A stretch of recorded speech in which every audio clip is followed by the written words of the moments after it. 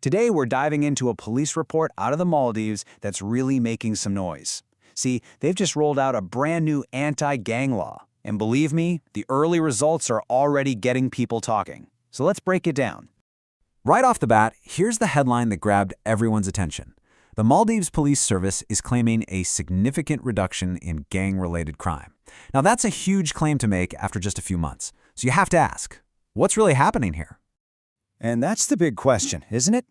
How can a deep-rooted problem like gang crime shift so much, so fast? Well, the answer seems to point to one major change, and that's exactly what we're going to get into. And here it is. It all circles back to this one piece of legislation, the Prevention of Gang and Other Serious Offenses Act.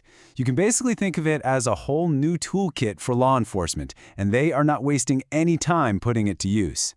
And just look at the timeline here. It went from being passed in Parliament to being the law of the land, ready for action, in just about 3 months.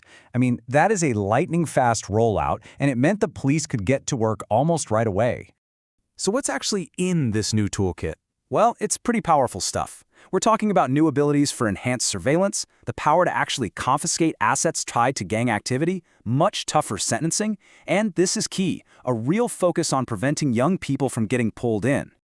Okay, so having powers on paper is one thing, but how does that actually translate to the streets? Let's take a look at how the police have actually been using this new law. And they're really coming at this from all different directions. It's not just one single strategy. We're seeing these targeted raids, they're monitoring high-risk locations, they're getting court orders to search suspected safe houses, and they're doing direct interventions with young people who might be at risk. And they moved quickly. Let's just run through some of the numbers. First up, 6. That's the number of targeted raids carried out so far. And those raids led to 11 arrests. So these weren't just for show. They were precise operations with real consequences.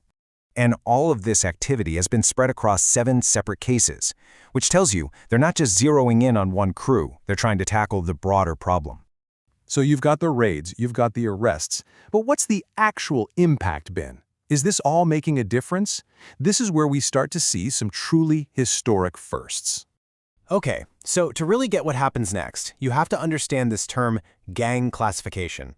Now, this isn't just a label the police throw around. It's a formal legal process. When the High Court officially classifies a group as a gang, a whole different, much stricter set of legal measures can be used against its members. It's a total game changer, legally speaking. And boom, here it is. For the first time in the nation's history, police have actually used this power. They've formally requested that a group go through this classification process. This is a huge deal, a landmark moment for this new law. So, the big question remains, is it working? Well, according to the Maldives Police Service, the answer is a clear yes. This quote really says it all. They are drawing a direct line from these new enforcement actions to that drop in crime. And if you think things are slowing down, think again.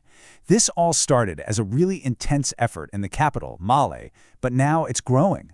The police are expanding these operations out into the atolls, taking this strategy nationwide. Which really just leaves us with this one big question. We've seen a new law, we've seen new powers put into action, and we're seeing some tangible early results. Does this all signal a brand new era for public safety in the Maldives? Or will we see new challenges pop up? I guess only time will tell.